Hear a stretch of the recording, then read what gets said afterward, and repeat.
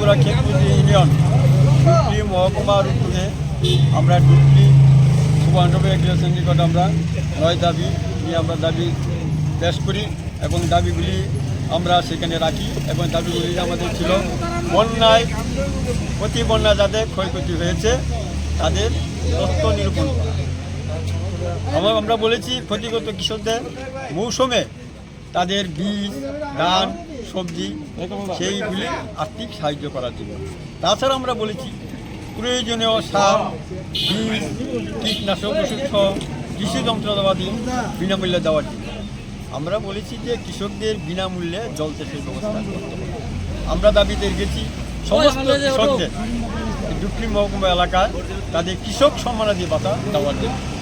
তাছাড়া আমরা বলেছি ডুবলি মহকুমা এলাকায় জল চাষের যে এলআই স্কিম ডিপটিউবওয়েল সেগুলি ওকিজি আছে সেগুলি সংস্কার করা, যেখানে পাইপলাইন ওকিজি আছে সেই পাইপলাইনগুলি সংস্কার করা। তাছাড়া আমরা বলেছি এই বন্যায় কৃষকরা ক্ষতি হয়েছে, ক্ষেতমজুরের ক্ষতি হয়েছে, তাদের অন্তর্ভুক্ত কিছুদিনের কাজ করতে এবং মজুরি 500 টাকা করা।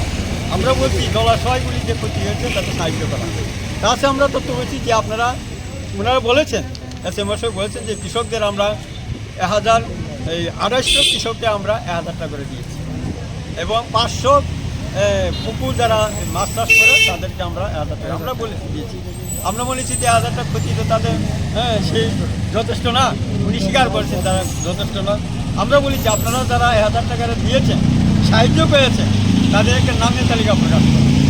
আমরা অনেকেই কৃষক নিকট কথা বলেছি, উনি বলেছেন যে ওনারা বলেছেন যে আমরা 1000 টাকা পাই।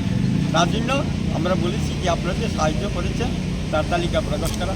উনি সহমত পোষণ করেছেন, উনি বলেছেন যে সাহায্য দিয়েছি এটা পর্যাপ্ত পরিমাণ নয় এবং জায়গার বিষয়ে বলেছেন